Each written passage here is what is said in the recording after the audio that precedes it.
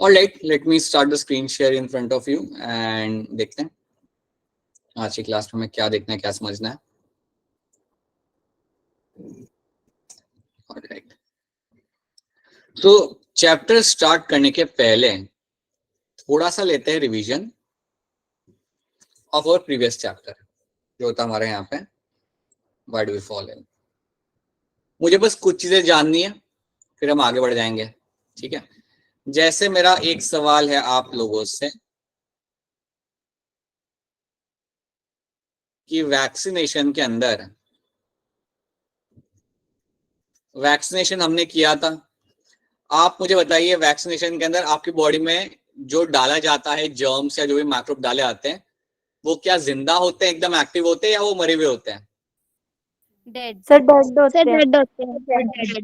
Right, इधर they are going to be dead और weak pathogens, इनको आपकी बॉडी में डाला जाएगा। अब ये डेड या वीक पैथोजन को जब आपकी बॉडी के अंदर डाला जाता है तो इसको मैंने डाल दिया आपकी बॉडी के अंदर, this is been added inside the body. अब आप बताओ, हैंड रेस करके बता देना, आप बताओ कि ये बॉडी में डालने के बाद अब आपकी बॉडी क्या करेगी?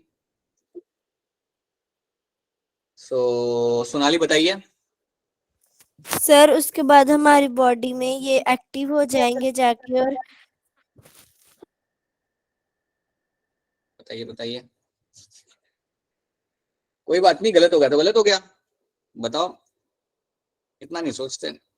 सर ये एक्टिव हो जाएंगे और हमारे जो व्हाइट ब्लड सेल्स है वो साथ में या तो प्रोटेक्ट करेंगे। ठीक है, आपकी स्टोरी काफी हद तक सही भी है, ठीक है, कोई बात नहीं। शाम भी बताइए। सर इम्यून सेल्स जो हमारी बॉडी में होंगे वो उसको मार पाइथोजन को मार देंगे और फिर उसको मेमोराइज याद भी रखेंगे ताकि अगली बार आए वो पाइथोजन तो फिर संभाल लें। राइट, तो इम्यून सेल्स जो आपके डब्ल्यूसीज होते हैं यहाँ पे, राइट, ये जाके इनको मारेंगे, so they are going to kill them, right, they are going to kill the pathogen. और उन्होंने दूसरी चीज करनी है, दूसरी चीज जो इन्होंने करनी है वो ये है कि they are also going to memorise them, they are also going to memorise them. आपने उन्हें एक बार यहाँ पे मेमोराइज कर लिया, उसके बाद क्या होता है कि अगर ये वापस से आ गया बॉडी के अंदर तो आपकी बॉडी रिस्पॉन्स देगी बहुत फटाफट और आपकी बॉडी के ऊपर कोई नुकसान नहीं होता। So that is one thing you have to do. तो ये मेमोरी वाली बात याद रखना। सो आपके पास कुछ होते हैं आपके मेमोरी सेल्स जिनका काम ही यही होता है, मेमोरी सेल्स जिनका काम ही होगा कि उसे मेमोराइज करके रखना ताकि उसे फिर आप संभाल सको। दैट वॉज माई वैक्सीनेशन, बिल्कुल से याद है, जिन्होंने भी अटेम्प्ट किया सबका आंसर यहाँ पे सही था, वेरी गुड। नाउ मुझे बताइए, अब थोड़ी सी इंफॉर्मेशन मुझे दीजिए यहाँ पे कि एंटीबायोटिक यूज करके मैं किसको मार सकता हूं? अनम्यूट करके बोल दीजिए, कोई बात नहीं। एंटीबायोटिक्स यूज करके मार सकता हूं? बैक्टीरिया। ना ना, वायरस नहीं बाबा, वायरस नहीं, बैक्टीरिया मैं बोल सकता हूँ but not your viruses, right. ठीक है, तो ये बात याद रखना। इसके बाद एक और बात आप मुझे बता दो यहाँ पे कि जब हम वायरस का जिक्र करते हैं, जब भी हम, मुझे आप ये बताएं कि ये आपके बॉडी में आके कैसे आपके बॉडी में नुकसान पहुंचाते हैं। इसके लिए हैंड रेस करना पड़ेगा आपको। दिव्यांश ने किया हुआ है, दिव्यांश के अलावा और किसने किया हैंड रेस? अक्षिता, करमचंद। बताइए करमचंद, वायरस क्या करता है बॉडी में आने के बाद? सर पहले वायरस अंदर आते हैं बॉडी के, इम्यून सेल उनसे लड़ते हैं, फिर अगर नहीं होता है उनसे ठीक कि वो नहीं उनसे कंट्रोल हुए सर तो वो। हाँ जी बोलिए। ठीक है। सर इससे आगे नहीं याद आ रहा। कोई बात नहीं बेटा, कोई बात नहीं, ठीक है, बहुत बढ़िया ट्राई था, बहुत बढ़िया। बोलिए बोलिए। सर उसके बाद जो दूसरे वो सेल होते हैं ना बैक्टीरिया, सर वो सेल को अपने कंट्रोल में हैक कर लेते हैं सर, उसको अपना फिर हाउस बना के, पावर हाउस बना के उससे मैनी सेल बनाते हैं। स्टोरी काफी सही तरीके से जा रही है, सही डायरेक्शन में, बस थोड़े से वर्ड ऊपर नीचे हो रहे हैं, बाकी स्टोरी आप समझ रहे होंगे, आप सही कह रहे हो। ठीक है दिव्यांश बताइए। सर जो वायरस है वो हमारे सर सेल में आके उसकी मशीनरी को हाईजैक करता है और उससे लार्ज अमाउंट ऑफ वायरस को बना देता है। ठीक है, सो वायरस आपके सेल के अंदर आएगा, याद रखना ये आपके होस्ट सेल के अंदर आएगा और उसके बाद वो करेगा आपके मशीनरी को हाईजैक। आपकी जो होस्ट की जो मशीनरी होती है इसको करता है यहाँ पे आपका hijack and will make a large amount of viruses.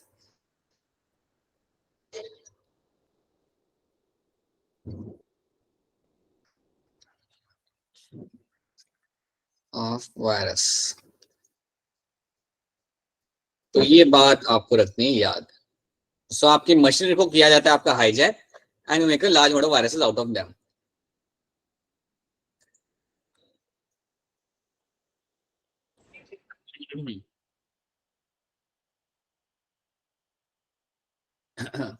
अब मुझे फटाफट बताइए, आपकी मुझे नाम बताइए, सेक्सुअली ट्रांसमिटेड डिजीज का नाम बताइए आप मुझे। Sir ads. आप HIV बोलेंगे, ठीक है? हाँ जी, HIV एड्स। ठीक है, राइट। मुझे बताइए वो बीमारी है जो आपकी एयर से ट्रैवल करती है, एयर से जो डिजीज होती है आपको, उनका नाम क्या होता है? Sir tuberculosis, corona virus. Sir tuberculosis, corona virus, common cough. Sir sir common cough. Sir corona virus, tuberculosis, eye flu. ठीक है, उसके अलावा जो लंग्स को डैमेज करता है और क्या हो सकता है इसके अलावा? निमोनिया। ठीक है, फंगस से वाला कोई डिजीज मालूम है आपको? फंगस से वाला disease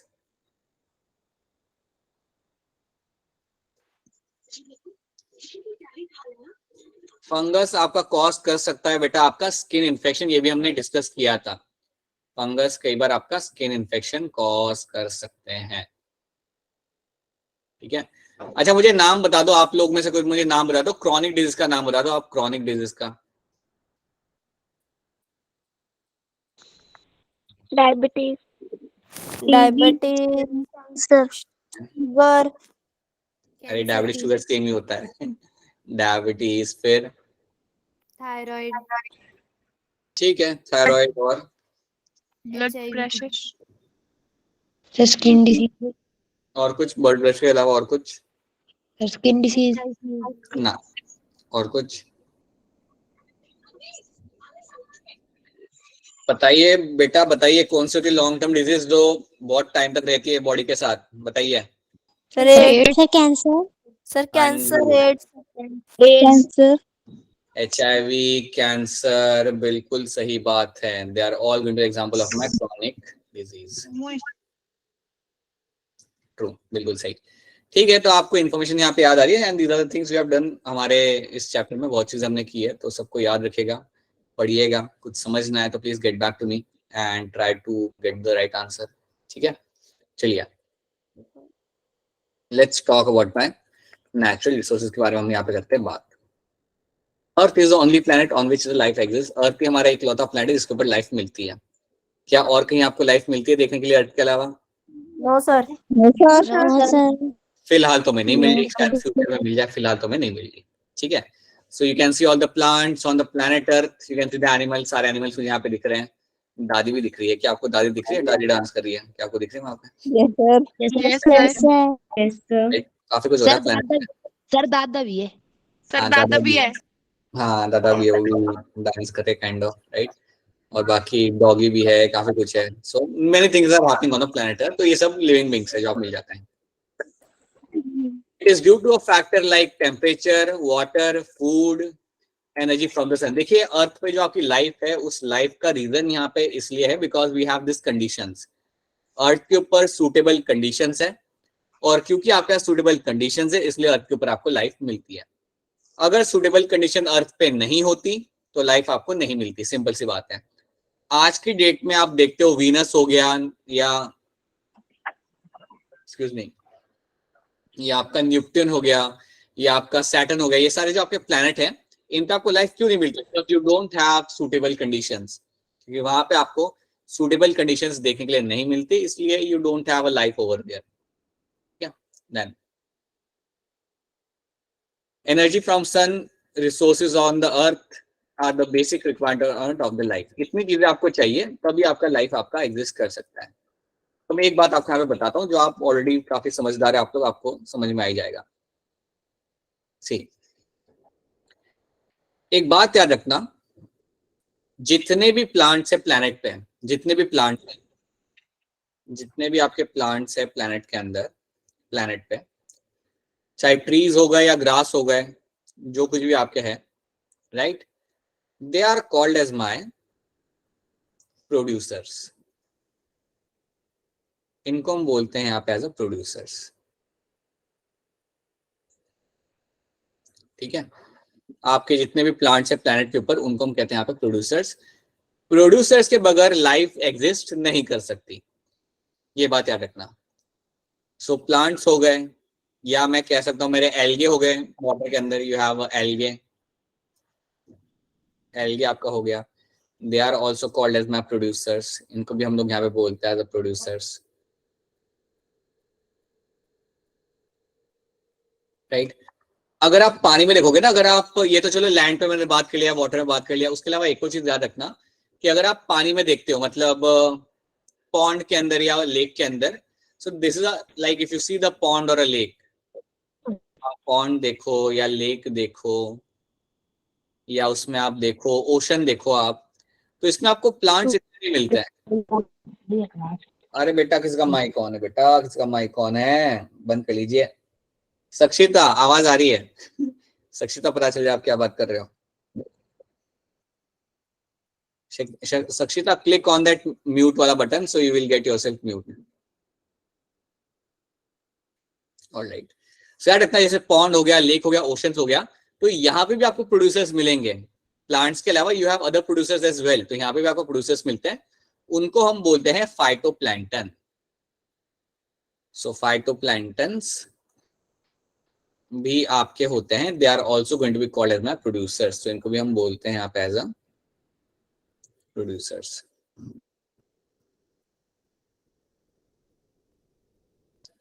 They are also called as your producers.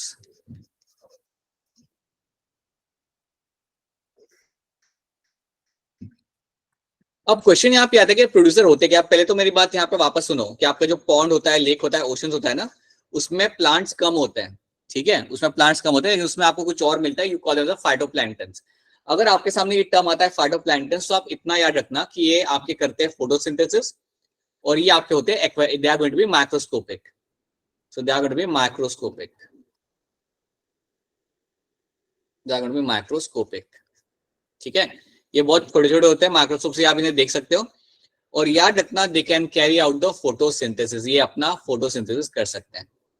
अब एक बात आप यहाँ पे समझिए, इन दोनों में अगर कोई पूछे कि कॉमन क्या है, प्लांट्स, एल्गे, फाइटोप्लैंक्टन्स में कॉमन क्या है, so all of them can carry out the photosynthesis. ये बात याद रखना, सबके सब में कॉमन यहाँ पे ये आएगा that they can carry out photosynthesis.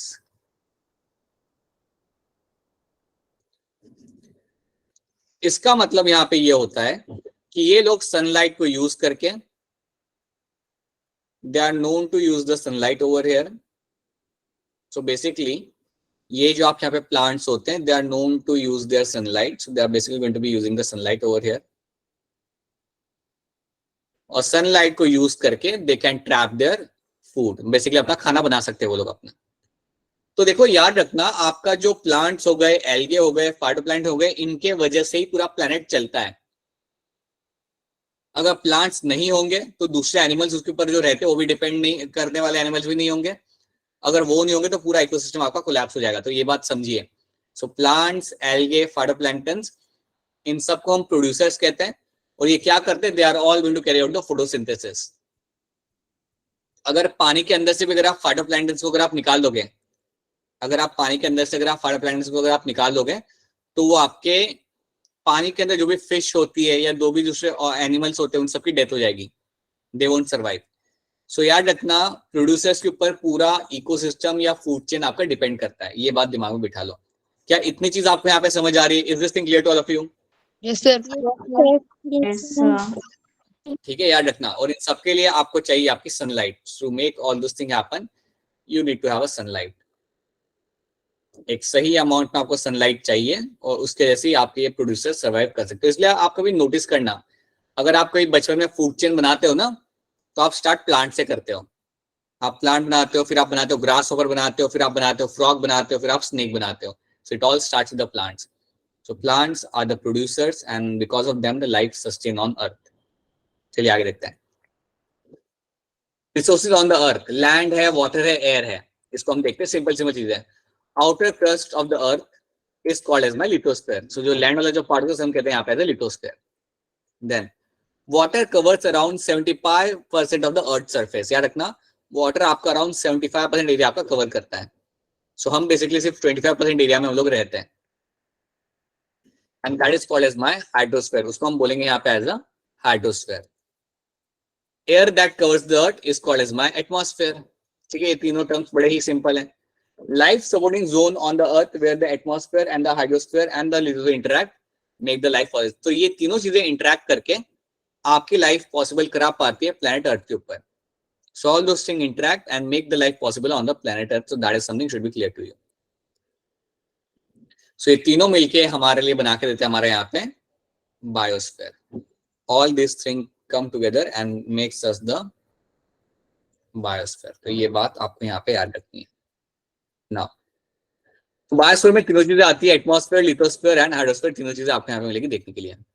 अच्छा, मुझे ये बताओ आप लोग, एक प्लांट को लिथोस्फीयर से क्या मिलेगा? एक प्लांट को लिथोस्फीयर से आपके हिसाब से क्या मिल सकता है? Sir water. ठीक है, तो ये बात मैं लिख लेता हूँ। लिथोस्फीयर से आपको यहाँ पे मिल सकता है पानी एब्जॉर्ब करेगा वो, ठीक है, वाटर। और सर न्यूट्रिशन। कैसा न्यूट्रिशन? बोलिए बोलिए, what nutrition you are talking about? मैं बताता हूँ। मिनरल्स बेटा आपको मिलते हैं सॉइल में से ही। अगर प्लांट्स को मिनरल मिलना बंद हो जाए ना, प्लांट ग्रो नहीं कर पाएगा। कभी आप नोटिस करना, आपके पास, आई थिंक आपने काफी लोगों ने एग्रीकल्चर को पास से देखा होगा, काफी लोगों ने। आपकी जो एग्रीकल्चर फील्ड होती है उसमें आप क्या डालते हो? फर्टिलाइजर डालते हो ना आप लोग, फर्टिलाइजर डालते हो उसके अंदर। तो आप फर्टिलाइजर आप क्यों डालते हो? ताकि सॉइल के अंदर मिनरल्स का अमाउंट बढ़े, राइट, और उनको वो प्लांट्स यूज कर सके। तो याद रखना, सॉइल के अंदर आपके मिनरल्स आपको मिलते हैं, बेसिकली लिथोस्फीयर के अंदर आपको मिनरल्स मिलेंगे, और ये मिनरल्स आपके लिए होते हैं बड़े एसेंशियल, राइट। इनके वजह से ही आपका प्लांट ग्रो कर पाता है। तो आप सोचो जरा ध्यान से, कुछ एरियाज होते हैं जहां पे आपको प्लांट बहुत कम मिलते हैं, कुछ एरियाज आपके होते हैं जहां पे आपको प्लांट बहुत कम मिलते हैं, कुछ एरिया होते हैं जहां पे आपको प्लांट्स काफी ज्यादा मिलता है। जैसे कि फॉर एग्जांपल आप देख लो यहाँ पे डेजर्ट में आपके प्लांट्स कम मिलते हैं। आपको क्यों कम मिलते हैं? बिकॉज आपका जो लैंड है, जो सॉइल है आपकी वहां पे, उसके अंदर मिनरल्स कम है और वाटर भी कम है, so they don't grow over there. कुछ एरिया होते हैं जहां पे आपको प्लांट्स काफी ज्यादा मिलते हैं because you have minerals and water over there. तो ये चीज आपको समझनी कि लिथोस्फीयर से प्लांट्स को काफी चीजें आपके यहाँ पे मिल जाती है, राइट। सो याद रखना। अच्छा, किसी को मालूम है क्या फर्टिलाइजर में आप ज्यादा क्या यूज करते हो? Anyone knows that? Let me tell you one thing. याद रखना, प्लांट के लिए दो बड़ी इंपॉर्टेंट चीज आपकी होती है। एक होता है आपका नाइट्रोजन, और एक यहाँ पे फॉस्फेट, जो उसे सॉइल से मिलता है। ये दोनों चीजें प्लांट को मिलती है लिथोस्फीयर से, नाइट्रोजन एंड फॉस्फेट। ये बात आपने भूलनी नहीं है कभी भी। So these are two things your plant get from soil. कभी आप नोटिस करना, कभी आपके, अगर आपके पेरेंट्स के या किसी नेबर के पास अगर फर्टिलाइजर होगा ना, तो उसके लेबलिंग्स में आप पढ़ना, वहां पे लिखा होगा it has nitrate and phosphate, ठीक है। सो नाइट्रेट और फॉस्फेट मतलब फॉस्फोरस। प्लीज इसको आई थिंक आप याद हो गया। अच्छा, इतना केमिस्ट्री आप लोग जानते हो ना? Yes sir. ठीक है। तो ये आपको मिलता है आपके सॉइल के अंदर, and that is something used by the plants heavily. So इसलिए याद रखना, लिथोस्फीयर का जो कैरेक्टरिस्टिक्स होता है वो डिटरमाइन करता है कि आपके कैसे प्लांट्स आपको वहां पे मिलेंगे। तो ये बात दिमाग में बिठा लो, it's a very very very important thing, right. और हमारे लिए भी इंपॉर्टेंट है, हमें भी सारी चीजें लिथोस्फीयर से मिलती है, ठीक है। We also get everything from lithosphere, okay, but plants के कॉन्टेक्स्ट में याद रखना। No, you have the hydrosphere. कोई मुझे बताएगा हाइड्रोस्फीयर से हमें क्या मिलता है, कमर्शियल Salt. फायदा होता है? Salt. अच्छा ठीक है चलो, ठीक है। अगर मैं ओशन की बात करता हूँ, if I talk about ocean, then ocean से हमें ठीक है सॉल्ट मिल जाता है। और क्या मिलता है हमें, कमर्शियल फायदा क्या होता है? और Sir, fishes. Fishes, right. ठीक है, ये तो आपका हो गया यहाँ पे कमर्शियल फायदा। आपको नेचर को क्या फायदा मिलता है ओशन से? ओवरऑल एटमॉस्फेयर को क्या फायदा मिलता है? सर इससे वाटर साइकिल बना रहता है। क्या, वापस बोलिएगा? सर वाटर साइकिल बना रहता है। यस, हाइड्रोस्फीयर से आपका वाटर साइकिल आपका मेंटेन किया जाता है। So hydrosphere will actually help you to maintain the water cycle. तो आपके जो प्लैनेट पे जो आपका वाटर साइकिल आपका जो मेंटेन किया जाता है वो आपके हाइड्रोस्फीयर से ही किया जाता है।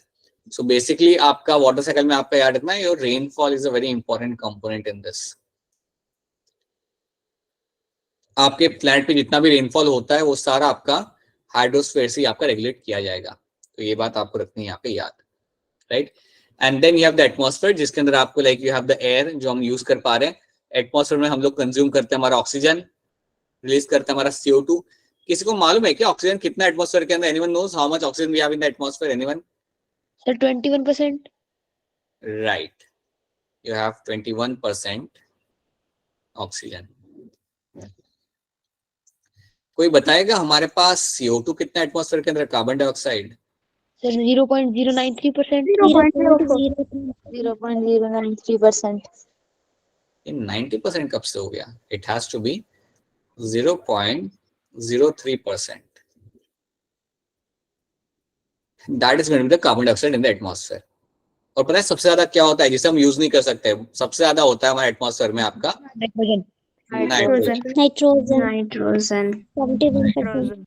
नाइट्रोजन आपको मिलेगा काफी ज्यादा। रफली अगर मैं देखा जाए तो अराउंड 70% नाइट्रोजन आपको मिलता है एटमॉस्फेयर के अंदर, और इसे आप यूज नहीं कर सकते। इसको आप यूज नहीं कर, मतलब आप एक्चुअली टच कर सकते हो नाइट्रोजन को आपके आसपास के सराउंडिंग में, बट आप उसे यूज नहीं कर सकते। तो ये भी बड़ी इंटरेस्टिंग चीज है कि नाइट्रोजन इज वेरी इंपॉर्टेंट हम सबके लिए। हमारे बॉडी में भी आपको नाइट्रोजन मिलेगा, लेकिन वो कैसे आता है वो आप फ्यूचर में आप समझोगे। बेसिकली वो प्लांट्स के थ्रू हमारे बॉडी के अंदर आता है। ओके, सो आपके बॉडी में आपने सुना होगा प्रोटीन तो होता है, आप जानते हो व्हाट इज प्रोटीन।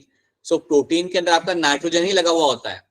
से नाइट्रोजन आपको बेसिकली आप एटमॉस्फेयर से नहीं ले सकते। It is something you are getting along with your food, it is something you are getting along with your like nutrition. Okay, चलिए आगे देखते हैं। So that is my biosphere. तो ये सब बात है आपके बायोस्फीयर के अंदर, ठीक है। तो इतनी चीज आपने यहाँ पे रखनी याद। तो इन सारे कंपोनेंट से आपका बायोस्फीयर बना होता है, अबायोटिक एंड बायोटिक कंपोनेंट, ठीक है। अब मैं आपको ये दो चीजें समझाता हूँ। Let me quickly tell you, फटाफट हम बात करते हैं यहाँ पे दो चीजों के बारे में। You have this biotic and abiotic component. जब भी आपके सामने बायोटिक टर्म आए, या जब भी आपके सामने आए biotic component term, so that means animal, plants, microorganisms. Animals, plants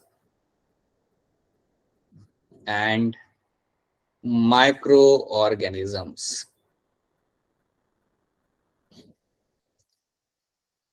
ठीक है। और जब भी आपके सामने बात आती है अबायोटिक कंपोनेंट की,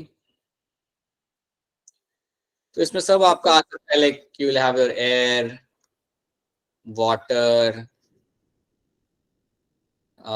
temperature, soil, sunlight, एवरीथिंग जो नॉन लिविंग होता है ना वो सारा होता है abiotic. Everything covered as an abiotic component. तो ये दोनों चीजें आपकी मिलके बेसिकली आपका बायोस्फीयर बनाती है, राइट। तो याद रखना बायोटिक के अंदर आपका यहाँ पे आएगा living, it will have the living things and it will have the non-living things.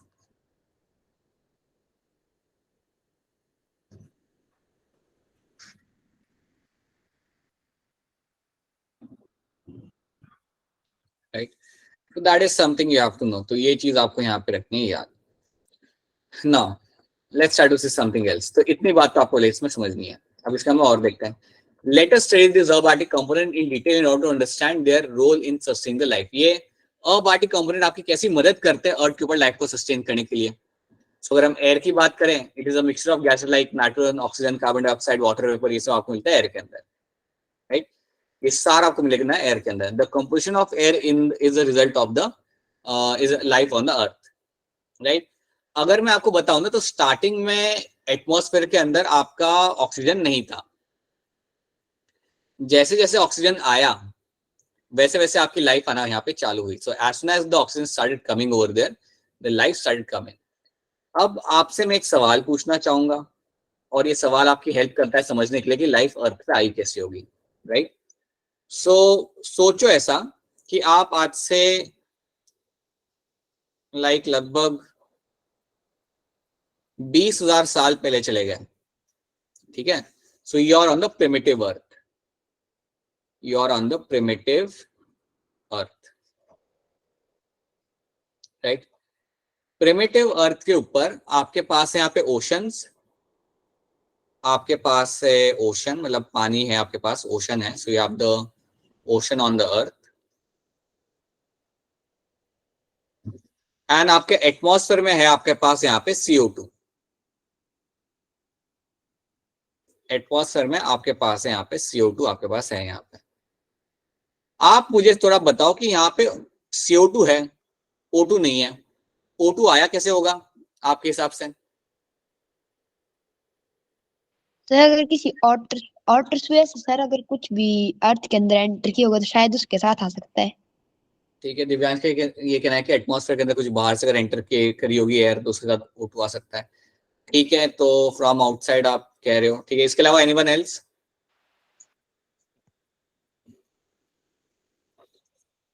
और कोई स्कूल ऑफ थॉट, कोई थ्योरी बताइए बेटा, थ्योरी बताइए थोड़ी अपनी भी, क्या हो सकता है.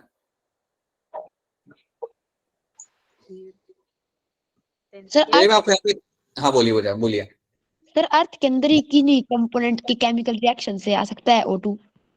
केमिकल रिएक्शन से आ सकता है. दिव्यांश ने कुछ बताया केमिकल रिएक्शन. और कुछ बेटा, और कुछ, और कोई बच्चा बताएगा और क्या हो सकता है?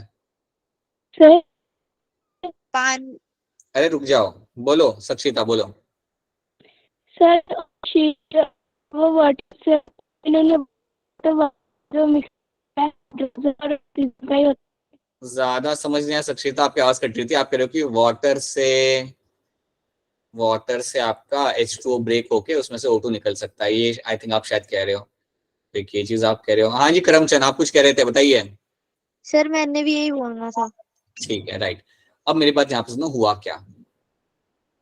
आपके ओशन के अंदर है ना कुछ प्रिमिटिव ऑर्गेनिजम्स रहने लगे, बनने लगे. वापस बोलेगा बेटा. सर फोटोसिंथेसिस से क्या होता है बेटा फोटोसिंथेसिस के अंदर जिससे ऑक्सीजन आएगा?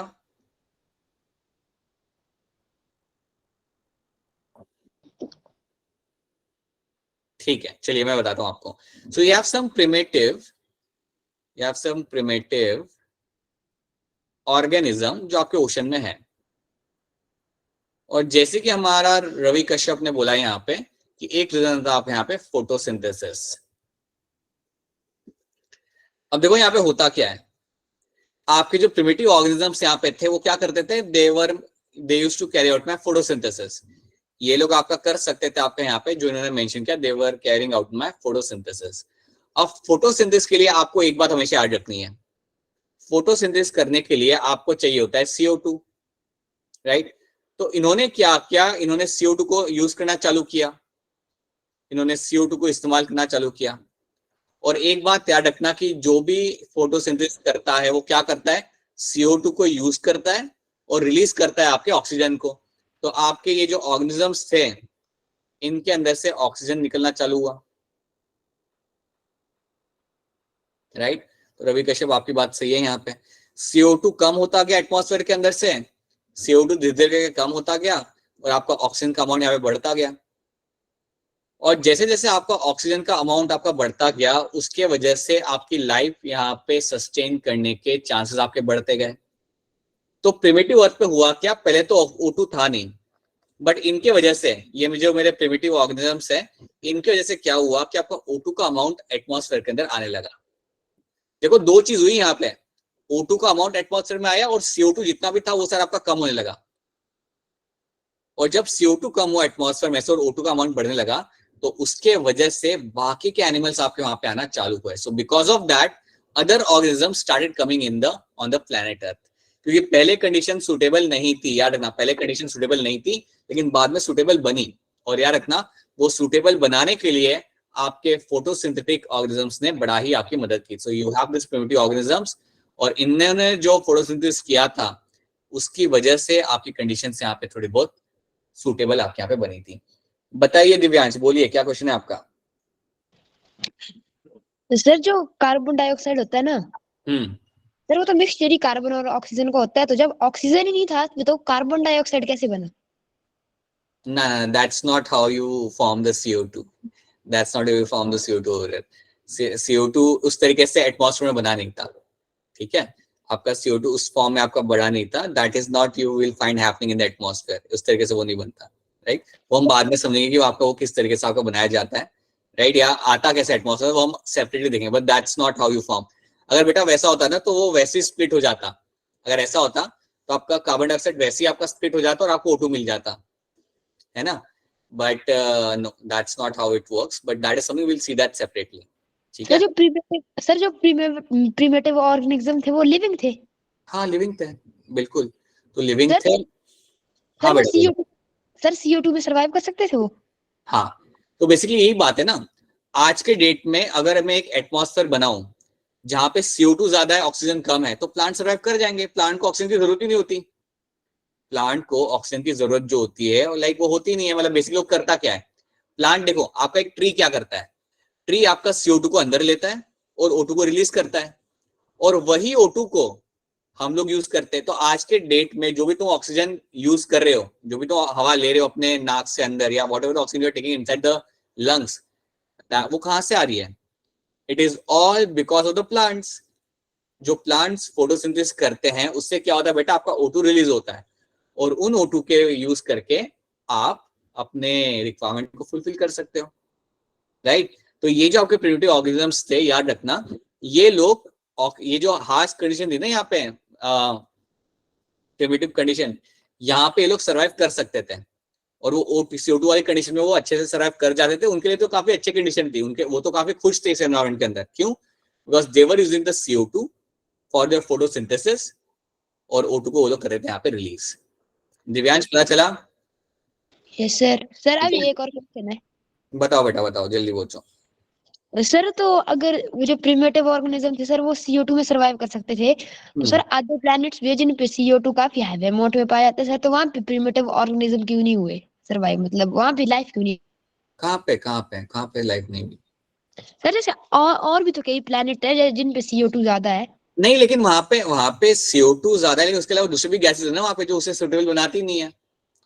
You have some other gases as well. Second चीज वहां पे क्या होती है बेटा कि काफी सारे प्लैनेट पे आपकी यूवी रेज आ रही है, आपकी सनलाइट की यूवी रेज आ रही है, आपकी जो वो वेवलेंथ चाहिए ना जो यूज करा जा सकता है फोटोसिंथेसिस के लिए, वो आपकी पहुंच नहीं रही, राइट? तो उसकी वजह से भी आपका प्लैनेट के ऊपर कोई लाइफ बन नहीं पा रहा, वो भी है।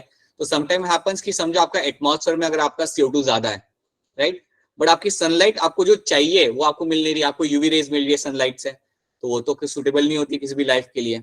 और उसके अलावा कई बार क्या होता है कि आपकी और भी कई सारी टॉक्सिक गैसेस होती है और उन टॉक्सिक गैसेस की वजह से आपका कोई भी वहां पे लाइफ फॉर्म सर्वाइव नहीं कर सकता, तो दैट आल्सो हैपेंस, राइट? तो इसलिए आपको दूसरे प्लैनेट पे आपको लाइफ नहीं मिलती, ठीक है? तो बाकी सारे बच्चे वाली स्टोरी समझ पा रहे हैं कैसे CO2 आपका कम हुआ और O2 आया एटमॉस्फेयर के अंदर? Is this clear to all the kids over here? Yes sir. Alright, चलिए फिर आगे इसको हम देखते हैं। तो ये चीज हमने यहाँ पे देख ली, that is something we have seen. So in the planet like such as Venus and Mars where there is no life, no life is known to exist, the major component of the atmosphere is found to be a carbon dioxide। वहां पे आपको सिर्फ CO2 वहां पे मिलेगा and उसके साथ साथ you don't have other conditions, इस वजह से आपकी लाइफ बन पाती है, ठीक है? सो ये आपके वो प्लैनेट हो गए जो आप कई बार देख भी सकते हो टेलीस्कोप से, राइट? अब इसको हम यहाँ पे समझते हैं। Eukaryotic cell and many prokaryotic cell use oxygen to break down the glucose molecule and get energy। कई सारे यूकैरियोट्स और कई सारे प्रोकैरियोट्स ऑक्सीजन को यूज करते हैं, हम भी यूज करते हैं to break down the glucose to get the energy, ठीक है? आज की डेट में जो भी आप खाना खाते हो ना, उसको सेल में ब्रेक करने के लिए आपको ऑक्सीजन चाहिए होता है, उसको सेल में ब्रेक करने के लिए आपको ऑक्सीजन चाहिए होता है। मैं इसको आपको समझाता हूँ, मैं आपको इसको थोड़ा सा समझाता हूँ यहाँ पे। सी, मुझे आप लोग फटाफट एक क्वेश्चन का आंसर दो जो आप सब लोग जानते हो। मुझे बताओ पावर हाउस ऑफ सेल कौन होता है? माइटोकॉन्ड्रिया। माइटोकॉन्ड्रिया। क्या बात है, माइटोकॉन्ड्रिया। ठीक है, तो समझो आपके पास यहाँ पे आपका एक माइटोकॉन्ड्रिया, राइट। अब एक बात याद रखना, माइटोकॉन्ड्रिया आपका होता है पावर हाउस ऑफ सेल। ये बात आपने बचपन में पढ़ी है, that is something you have studied that, यार ये मेरा power house of cell. So अगर मैं इसे कह रहा हूँ कि it is my power house of cell, तो इसका रीजन है कुछ ये बोलने का, power house of cell mitochondria. और उसे ऐसा कहा इसलिए जाता है बिकॉज ये आपको बना के देता है आपकी एनर्जी, और एनर्जी का यहाँ पे नाम है आपका ATP. So it makes your ATP, इसे हम बोलते हैं यहाँ पे एज एनर्जी करेंसी। तो जो भी आप कर पा रहे हो, आज मैं अभी मैं बोल पा रहा हूँ, आप लोग बैठ के देख पा रहे हो, सुन पा रहे हो, मैं अपना लिख पा रहा हूँ, ये सब करने के लिए आपकी लगती है एनर्जी। ये सब करने के लिए मेरी बॉडी की एटीपी कंज्यूम की जा रही है, राइट। ये सब करने के लिए आपको लगती है आपकी energy, and that is your ATP, ठीक है। और ये आपको बना के देता है आपका यहाँ पे mitochondria.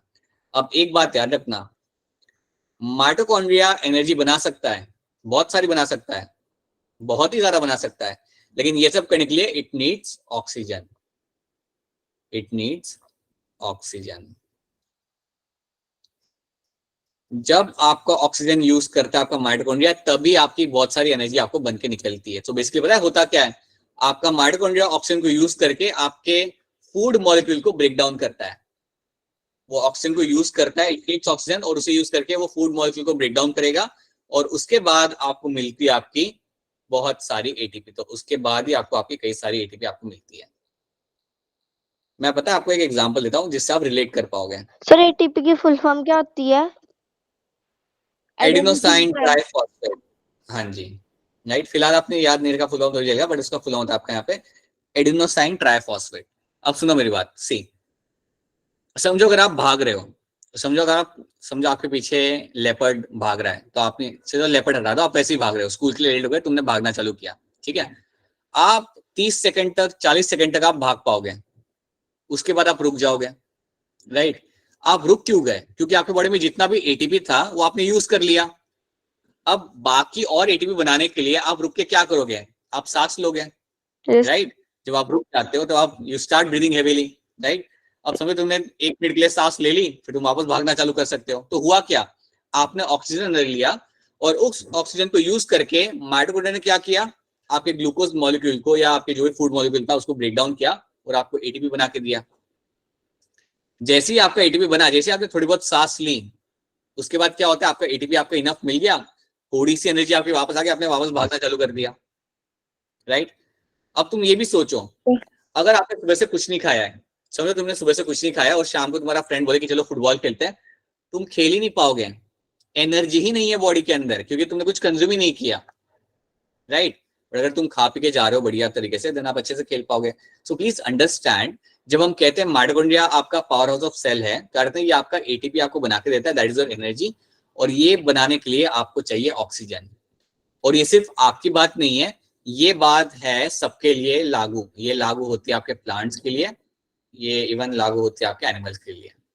I can very clearly से this is something which works for all the eukaryotes, सारे के सारे जो यूकैरियोट्स होते हैं उनके अंदर ये सिस्टम तरीके से काम करता है। और इसलिए बेटा हमें ऑक्सीजन की जरूरत होती है, बिना ऑक्सीजन के कुछ नहीं हो सकता हमारे लिए, ठीक है। क्योंकि जब भी आप ब्रीद इन करते हो ना, तो उस ऑक्सीजन को सारे बॉडी में फैलाए इसलिए जाता है ताकि उसे यूज करके हम एनर्जी बना सके, उसे यूज करके हम सारे मैकेनिकल पाथ्स हमारे बॉडी के अंदर रन कर सके, केमिकल रिएक्शन हम लोग रन कर सके, ठीक है। तो ये बात हमेशा याद रखना कि कैसे ऑक्सीजन को हम करते हैं यहाँ पे यूज हमारे बॉडी के अंदर, and how we make the ATP out of it. और याद रखना ऑक्सीजन को कंज्यूम करने के लिए आपका माइटोकॉन्ड्रिया करता है यहाँ पे मदद। क्या ये वाली बात आपको यहाँ पे समझ आ रही है? Is this clear to all of you? Yes sir. Yes sir. देखो यहाँ पे क्या लिखा हुआ है, eukaryotic and prokaryotic cell uses oxygen to break down the glucose molecule and get energy. अब बैक्टीरिया के अंदर माइटोकॉन्ड्रिया नहीं होता, but they have their another way to generate the energy. तो ये बात भी याद रखना, बैक्टीरिया के पास माइटोकॉन्ड्रिया नहीं होगा, बट उनका अलग तरीका है निकालने का एनर्जी को, ठीक है, वो हम फिर कभी पढ़ेंगे, but that is something you should be knowing.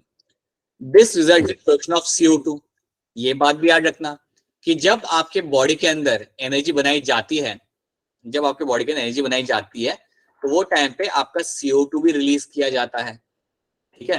तो जब हम यहाँ पे एनर्जी बना रहे हैं, जब हम सारा यहाँ पे एनर्जी बना रहे हैं, तो यहाँ से थोड़ा सा CO2 भी आपका यहाँ से निकलेगा। You will find a small amount of CO2 is been coming out.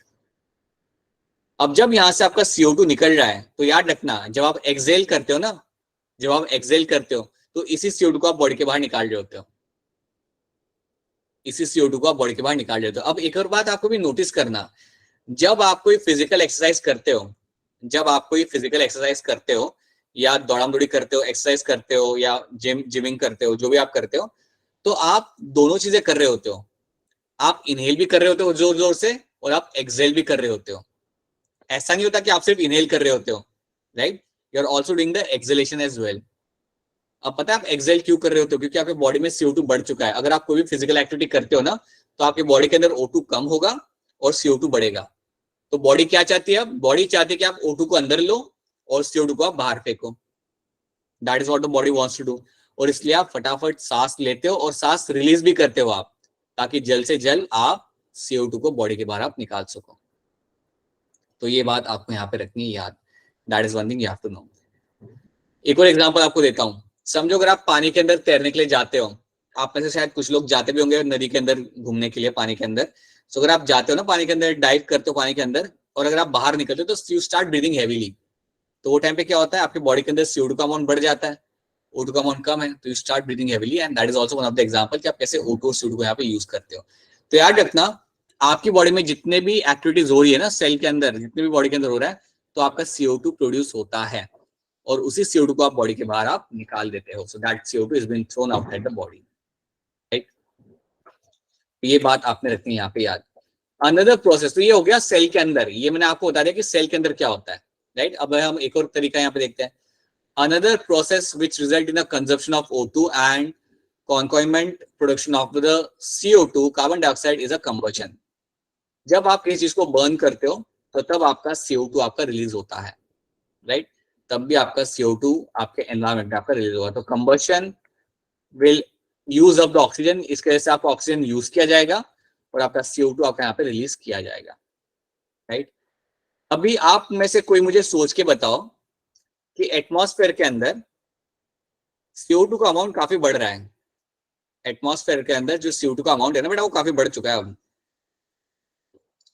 और उससे काफी दिक्कतें आने वाली है फ्यूचर में, ऐसा लोग कहते हैं, मैं भी कहता हूं। तो CO2 का अमाउंट एटमॉस्फेयर में काफी बढ़ रहा है, इज इंक्रीजिंग। आप मुझे बताओ आपके हिसाब से क्या रीजन हो सकता है इसके बढ़ने का? सर ज्यादा फॉसिल फ्यूल जलाना। को जलाने। क्या बात है, क्या बात है, right. That is all happening because of the burning of the fossil fuel. बहुत बढ़िया। बर्निंग ऑफ फॉसिल फ्यूल, तो फॉसिल फ्यूल के बर्न करने से हमारा यहाँ पे CO2 का अमाउंट यहाँ पे बढ़ेगा। वैसे फॉसिल फ्यूल को बर्न ज्यादा कॉमनली किस चीज के लिए किया जाता है? Right Shamvi, true. Automobiles, automobiles आपका एक बहुत बड़ा रीजन हो जाता है आपके यहाँ पे for the burning of the fossil fuel. Industries भी करती है, लेकिन ऑटोमोबाइल्स का ज्यादा यहाँ पे I would say like they have a more contribution.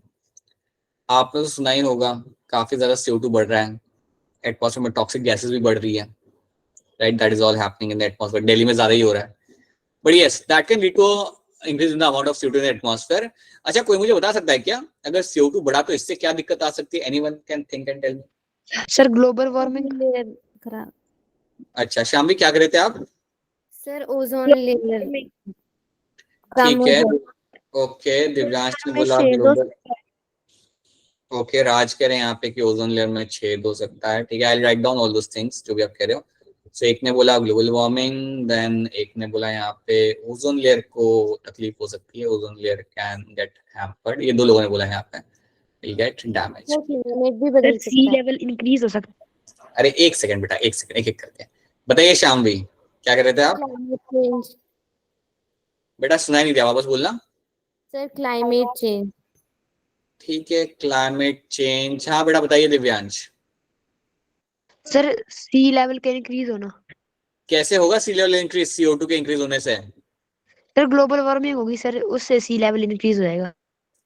क्यों होगा sea level increase global warming से? सर ग्लेशियर्स पिघलेंगे। चलो लेवल सी इंक्रीज हो गया, दिव्यांश हो गया, क्या दिक्कत आ रही है? होने तो थोड़ा इंक्रीज हो गया, क्या दिक्कत आ रही है उससे? प्रॉब्लम क्या है? सर सी के किनारे है सर, जितने जैसे कंट्रीज वगैरह सर वो डूब जाएंगे। ऐसा तो हमने तो नहीं देखा कभी ऐसा होते हुए। आपने देखा है ऐसा होते हुए कभी? आपने देखा है कि टोक्यो जो है हमारा कोस्टल एरिया पे, या तुमने ऐसा कभी देखा है कि शाहरुख खान का घर तो सी के पास में ही है 20 सालों से? बट वो तो वैसा का वैसा है, वो तो नहीं गया। सर क्या पता सुनामी आ जाए उससे। अच्छा, ये तो बताइए कैसी बात होगी कि अब सुनामी आ जाएगी? अब अभी कह रहे हो कि सुनामी आ जाएगी? सुनामी के लिए तो सी लेवल इंक्रीज करने की जरूरत ही नहीं है हमें, राइट? शाहरुख खान का घर तो वहां पे सी के पास में है, वो तो बड़ी नहीं रहा। हाँ बोल रहा, बोलो बोलो क्या कह रहा है रवि, बताओ। Green house effect. Green house effect, काफी चीजें आप बता रहे हो मुझे यहाँ पे। क्या होता है बेटा ग्रीन हाउस इफेक्ट के अंदर? सर ग्रीन हाउस गैसेस बढ़ जाती है। अरे ठीक है, चलो ऑलराइट। सो हाँ, आपकी बात सही है दिव्यांश यहाँ पे कि सी लेवल आपका बढ़ सकता है ग्लोबल वार्मिंग की वजह से, and yes it can be a matter of concern. आपके लोलैंड एरिया सबमर्ज हो सकते हैं, लेकिन बहुत मतलब ऐसा नहीं होता कि हाँ जैसे मैं आपको बता रहा हूँ कि शाहरुख खान का घर है और 10 साल बाद वो लाइक आधा पानी में, वैसा नहीं। But yes you can find low level areas आपके सबमर्ज हो सकते हैं, और भी कई सारे कंसर्न होते हैं उसको लेके, वो हम बाद में देखेंगे, राइट? लेकिन फिलहाल के लिए आप याद रखना कि हाँ ग्लोबल वार्मिंग एक कंसर्न हो सकता है यहाँ पे। So that is a very major concern right now. अगर CO2 का लेवल बढ़ रहा है यहाँ पे, then yes it is a major concern. CO2 के लेवल से डायरेक्ट इंपैक्ट ओजोन को नहीं होता। मैं आपको एक बार बताना चाहूंगा कि CO2 के लेवल से डायरेक्ट इंपैक्ट ओजोन को नहीं होता, क्योंकि CO2 डायरेक्टली डैमेज नहीं करता। यू हैव अदर गैसेस जो ओजोन को डैमेज करते हैं। मैं आपको उन गैस का नाम एक पूछ देता हूँ। हाँ जी, बहुत बढ़िया। सो you have this gas over here, that is my CFC, chlorofluorocarbon. ठीक है, कोई बताएगा क्लोरोफ्लोरोकार्बन कहाँ से आता है? Sir refrigerator. रेफ्रिजरेटर। रेफ्रिजरेटर। ठीक है, तो बंद कर दीजिए फिर। जाके तुरंत जाके क्लास का जाके बंद कर दीजिए। So you can have your fridge, fridge से आपका आ रहा है, और दूसरा आपका ये आ रहा है फ्रॉम द AC से आपका आ सकता है। बहुत बढ़िया आंसर है, दोनों आंसर आपके यहाँ पे सही है, राइट? सो यहाँ से आपका CFC आ सकता है, right? And yes it can damage ozone layer, but if I tell you the real case scenario, अभी तो काफी सिचुएशन अच्छी है। लाइक ग्लोबली हमने देखा है कि ओजोन का कंडीशन काफी बेटर है। जितना बीच में डैमेज हुआ था उसको हमने काफी हद तक ठीक कर लिया है। So the condition is quite good right now. So ये एक मेजर कंसर्न है नहीं, बट काफी लोग कहते हैं that global warming is still a major concern, right? And that can lead to a climate change. इससे आपका क्लाइमेट चेंज हो जाएगा, और उसके ही रिलेशन में आपको मिलेगा देखने के लिए। आपके यहाँ पे सी लेवल आपका इंक्रीज होगा, एंड वही you will have a impact of green house gas. Green house effect को हम अलग से यहाँ पे समझेंगे, बिकॉज थोड़ा सा लाइक अलग हो जाएगा यहाँ पे, ज्यादा नहीं थोड़ा सा। But these are the 3 things you have to know. Yes this can lead to climate change, and that can lead to also global warming can lead to increase in the sea level. और हाँ, sea level अगर बढ़ता है so you will have the impact, बिल्कुल आपका यहाँ पे impact होगा। ठीक है, अच्छा मुझे ये बताओ सोच के कि अगर CO2 का लेवल मेरा बढ़ रहा है, हैंड रेज करके बताना, तो कौन खुश रहेगा? If the CO2 level goes high then who will be happy? Hand raise करना पड़ेगा आपको, हैंड रेज करे बगैर तो हम आंसर लेंगे नहीं यहाँ पे। ठीक है, रिया चौहान बताइए कौन होगा हैप्पी अगर CO2 लेवल बढ़ेगा तो? प्लांट्स। और रिया आप ये बताइए कि प्लांट्स क्यों लगता है आपको हैप्पी होंगे? आंसर आपका सही है बेटा, आंसर आपका सही है, आप बता दो ये हैप्पी क्यों होंगे वो।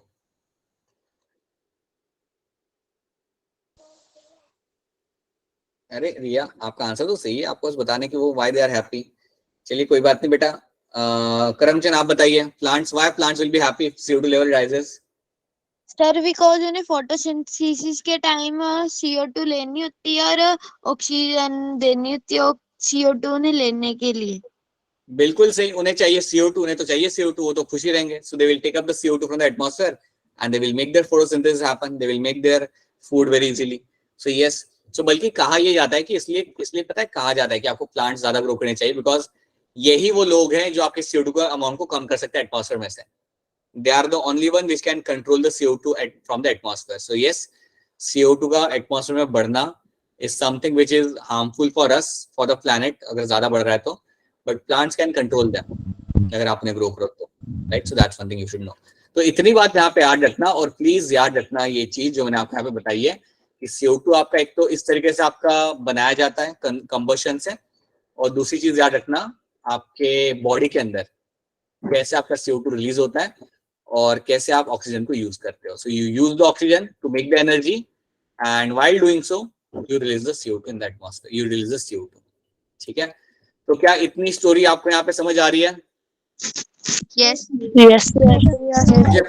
मुझे फटाफट बता दो अबायोटिक चीजों के अंदर क्या क्या आ जाएगा. हैंड रेस करके बताना पड़ेगा. अबायोटिक चीजों के अंदर क्या क्या आता है, हैंड रेस करेंगे आप. ठीक है, शाम भी दिव्यांश ने क्या हुआ है, रवि ने क्या हुआ है. अबायोटिक चीजों में क्या क्या आ सकता है? I am hoping for some other people as well. ठीक है, रवि काशिफ बताइए अबायोटिक कंपोनेंट में क्या क्या आ जाता है? Sir air, water, temperature, soil, sunlight. Right, very good. ठीक है, बहुत बढ़िया. अब मुझे बताइए आप लोग कि आपका बायोटिक कंपोनेंट में क्या आ जाएगा? बता दीजिए शाम में बायोटिक में क्या क्या आ जाएगा? एनिमल्स, प्लांट, माइक्रो ऑर्गेनिज्म और सारे लिविंग ऑर्गेनिज्म. मुझे बताइए शामवी, क्या बायोटिक के अंदर फंगाई आ सकता है? Fungi, yes sir. Bacteria, yes sir. Rock पत्थर, नो सर. ऑलराइट, ठीक है. मुझे बताइए प्लांट्स को लिथोस्फीयर से कुछ मिनरल्स चाहिए होते हैं. मिनरल्स में बहुत सारे चाहिए होते हैं जो बहुत एसेंशियल होते हैं प्लांट्स के लिए. वो 2 मिनरल्स जो हम फर्टिलाइजर में भी यूज करते हैं, उनका नाम क्या होता है? आप हैंड रेस करके मुझे बताएंगे. पवन कुमार बताइए. सर नाइट्रोजन और फॉस्फेट. Right, nitrogen और phosphate are the 2 important minerals used by the plants, which we also use in the fertilizer, जिनकी वजह से plants मेरा happily और successfully मेरा वहाँ पे grow करता है. So yes, that is something you have to know. ठीक है, तो इतनी चीज हमने यहाँ पे देखी है, and please try to have a understanding. देखो, understanding अगर रहेगी ना टॉपिक को लेके, उसे याद करने की कोशिश मत करो. Have a try to have a understanding. अगर आपकी अंडरस्टैंडिंग क्लियर है, then आपको याद करने में दिक्कत नहीं आएगी. ठीक है, सो इतना याद रखना जो भी आज हमने किया था. These are the few things we have done, जो बहुत ही बेसिक चीजें हैं, but still they have a content, they still have some new content. जैसे कि आपको पता चला कि माइटोकॉन्ड्रिया करता क्या है. अभी तक आपने पढ़ा था कि mitochondria is called as my power house of cell. आज आपने थोड़ा सा जाना कि उसे कहते क्यों ऐसा, बिकॉज इट मेक्स एटीपी, और एटीपी बनाने के लिए उसको चाहिए ऑक्सीजन. राइट, अगर आप ऑक्सीजन प्रोवाइड नहीं कर रहे, देन वो नई एनर्जी वहां पे आपकी डाल नहीं सकता. ठीक है, so that is why you have to know this. So इतना हमने देखा था, और इसको हम यहाँ तक ही रखेंगे. we won't go beyond this, right? इतना आप पढ़ के आइएगा, एंड इतना अगर आप पढ़ के आ रहे हो, देन हम आगे इसके ऊपर फिर हम लोग बिल्ड करेंगे. ठीक है, so now before we wrap up the class, मैं आपसे वही पुराना सवाल पूछना चाहूंगा. अगर आप में से किसी को कोई डाउट है या कोई क्वेश्चन है, then you can go ahead and ask your doubts. If you have any